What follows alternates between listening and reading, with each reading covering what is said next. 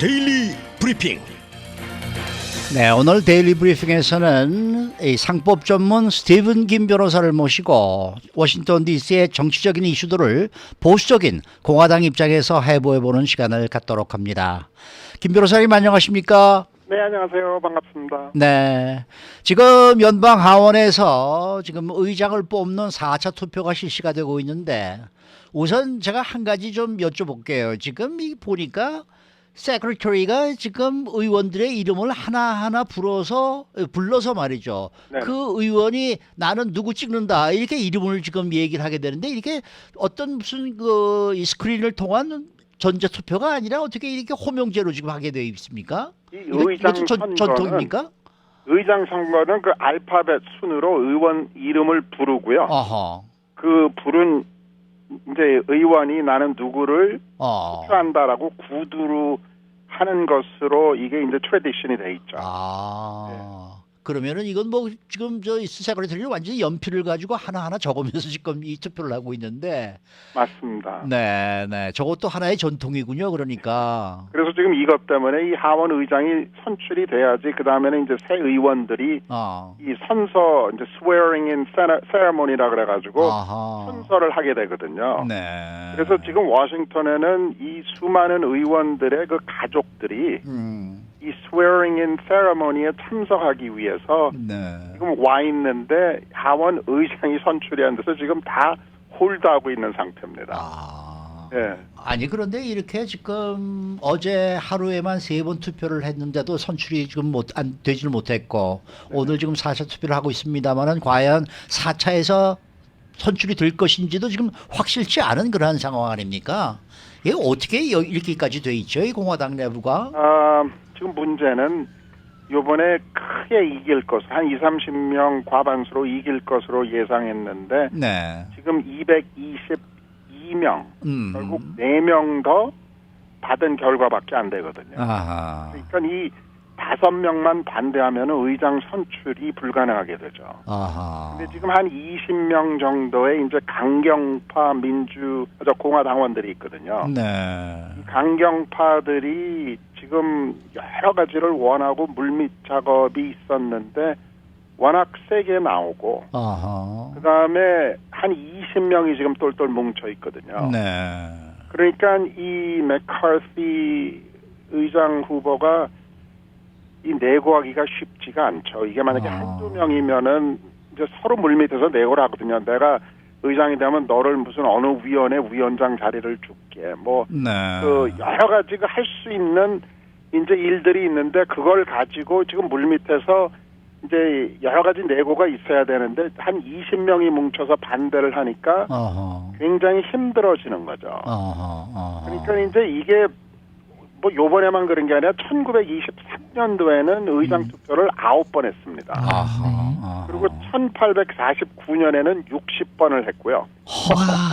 1855년에는 2달에 걸쳐서 한 130번 이상을 투표를 했다고 해요. 그래요. 그러니까 이제 이런 일들이 rare, 아주 그렇게 흔한 일은 아니지만 있기는 있었습니다. 근데 지금 요번에는 이 공화당 의원 수가 너무 크게 많지는 않고 그다음에 강경파 20명이 굉장히 똘똘 뭉쳐 있어서 지금 이 하원 의장을 선출하는데 굉장히 문제가 되는데 이게 지금 굉장히 걱정이 되니까 결국 전 대통령 트럼프 대통령도 이런 강경파 의원들에게 이렇게 하면은 공화당 정치 자살 행위다. 그러니까 빨리 의장을 뽑고 일하는 걸 보여줘야지 이게 국민들이 볼 때 아니 자체의 의장도 못 뽑는 공화당에게 어떻게 나라 정치를 맡기겠냐. 그런 우려를 나타내고 또 이렇게 오래 가게 되면은 맥카시 의원이 의장으로 당선이 돼도 힘이 있겠어요, 저게? 힘이 없어지죠. 힘이 없어지고 본인 공화당도 리드를 못하게 되면은 하원을 리드해서 민주당까지 리드하는데 굉장히 쉽지 않을 것으로 예상합니다. 근데 말이죠, 지금 현재 투표가 진행이 되고 있는데 전체적으로는 약 한 100명의 의원들이 투표를 했고 네네. 공화당에서는 지금 48명이 투표를 했는데 그중에서 벌써 7표의 반란표가 나왔단 말이에요. 맞아요. 그러면 이번 4차 투표도 결론적으로는 이거 안 되는 거 아닙니까? 뭐 안 되는 거죠. 안 되는 거죠. 그렇죠. 7명이 나왔다면은 7명이 지금 나와 있어요. 예, 그러니까 결국 뭐 과반수가 안 되는 거기 때문에 안 되는 거네요. 4차 투표도 이제 하원 의장 선출에 이제 실패하는 그런 결과를 낳게 되겠죠. 근데 네. 이러다가 혹시 민주당에서 당선이 되는 그러한 방법도 있죠. 이 케이스가 있었습니까? 그런 야당이? 는 제가 없은 거로 아는데 지금 이제 비공식 이제 공화당 의원들 회의에서 몇몇 그 강경파 의원들이 나는 민주당 의원이 의장으로 당선이 돼도 상관이 없다라고 말할 정도까지 굉장히 지금 골이 깊어 있고 이제 지금 너무 의견 차이가 크거든요. 그래서 지금 이 상태로 나가게 되면은 지금 이게 어떻게 될지 모르고 이렇게 되면은 맥카시 의원이 빠지고 제2의 뭐 스칼리즈라고 지금 뭐 공화당 원내 총무라 그러나요? 네. 그분이나 짐 조던 오하이오의 짐 조던 그 하원 의원이 이제 나와야 되는데 그렇게 되기는 거의 불가능하거든요. 그러면은 이 케빈 메카시 의원은요 왜 이렇게 전폭적인 지지를 못 얻고 있는 건가요?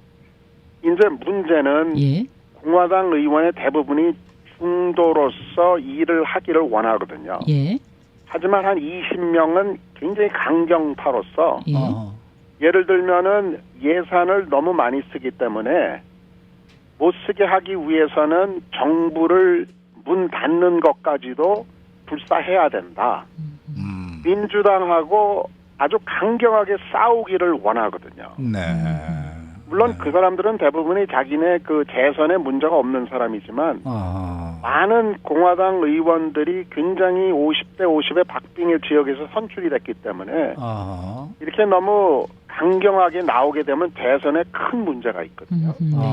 그러니까 이런 중도파하고 강경파 사이에서 굉장히 그 줄다리기가 심하게 있죠.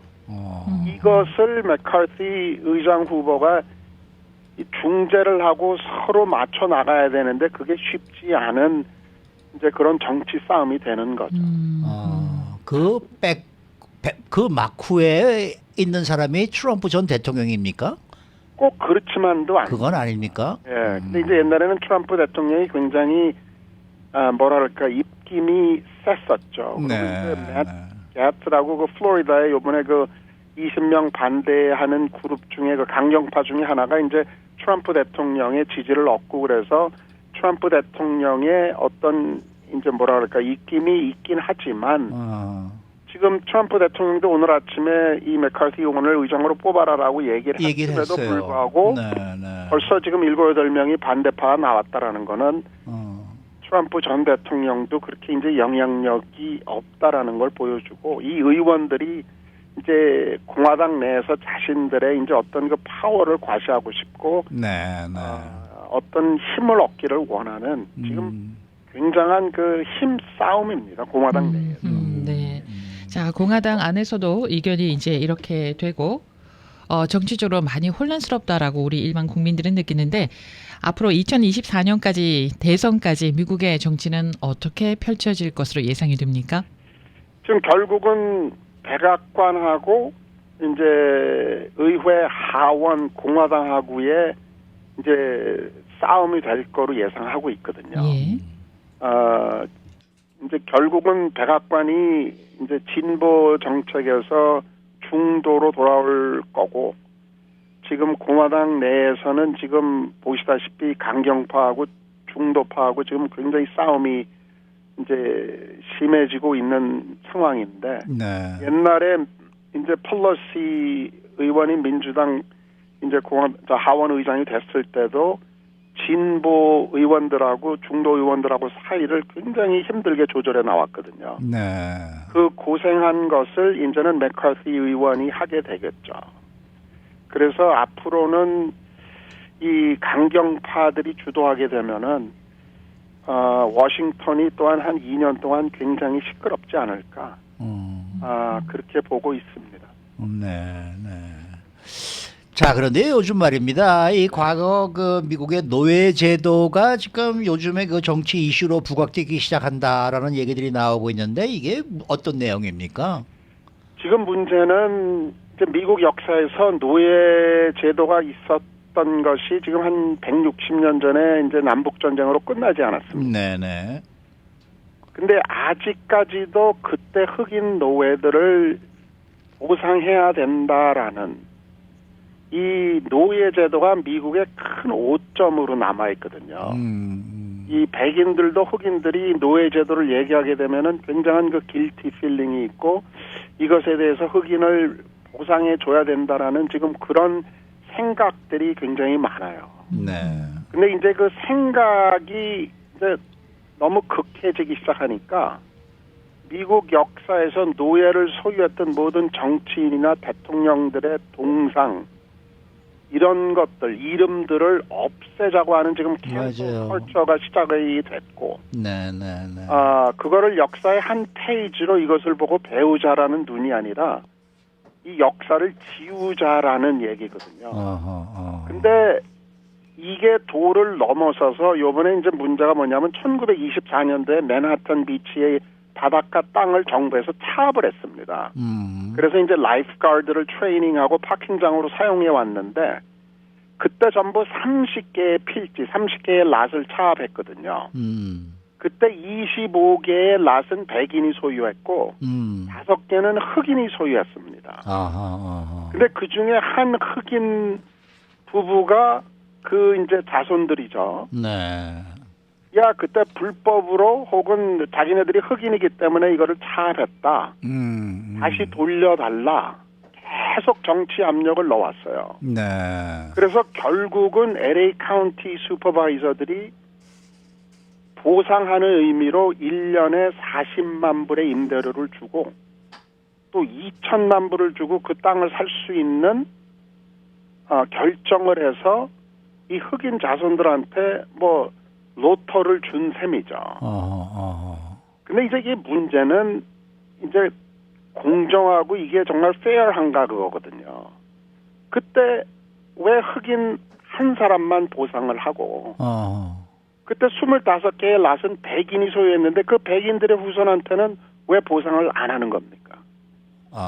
또 그런 문제가 이거는 있네. 노예 문제가 아니고 그냥 정부에서 이제 공공을 위해서 이런 그 장소가 필요해서 차압을 한 거거든요. 네네네. 그렇게 되면 이분들이 노예이기 때문에 차압한 것도 아니고 그 로케이션이 정부에서 필요해서 차압을 해서 그때 보상금으로 한 랏당 2,201불을 다 페이를 했었습니다. 백인도 그렇고 그때 5개는 이제 흑인이 소유했었는데 똑같이 보상을 받았거든요. 네.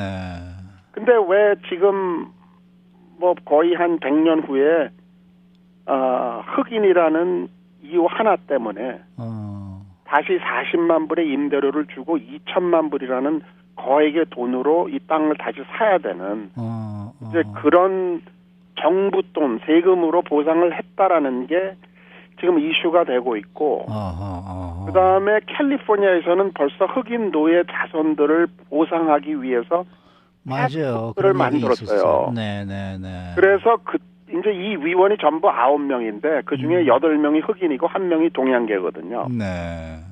근데 이제 이게 저는 흑인 보상 문제 얘기보다도 일단 이런 식으로 과거 100년, 200년 전의 문제를 지금으로서 보상을 한다면은 그러면 남북 전쟁 때 60만 명 이상의 백인들, 흑인들이 죽었거든요. 네. 싸우면서. 네네. 그러면 그 돌아가신 분들 백인들의 자손도 보상을 해야 되느냐.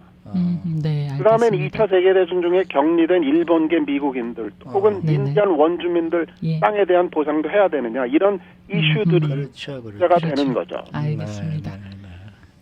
알겠습니다. 오늘 말씀 잘 들었습니다. 네, 감사합니다. 네, 지금까지 상법 전문 스티븐 김 변호사와 함께했습니다.